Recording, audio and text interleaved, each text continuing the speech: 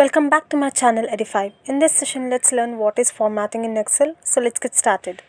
Excel has many ways to format and style a spreadsheet, which makes it easier to read and understand, makes it more delicate. Styling is about changing the looks of cell, such as changing colors, font size, borders, number formats, and so on. There are two ways to access the styling commands in Excel. One is using ribbon, that is using this you can select the font size, color and more. And second is formatting menu by right clicking cells. So let's see most used formats. First we have format painter. The format painter is a command which lets you copy formatting from one cell to another. This icon is your format painter to use. You have to select the cell that you want to copy, then click the format painter button and select a cell or range to format the data.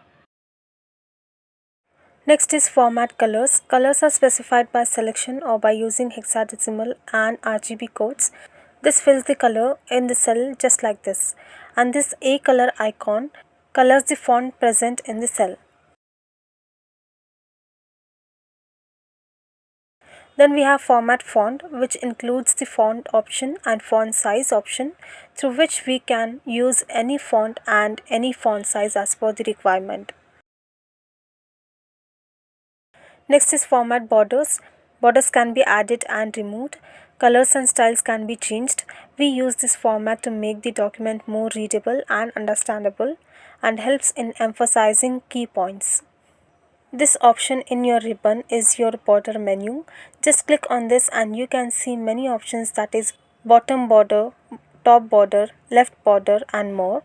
You can also color your border using line color and select your line style. Next we have format numbers. This option in your ribbon is used to format number.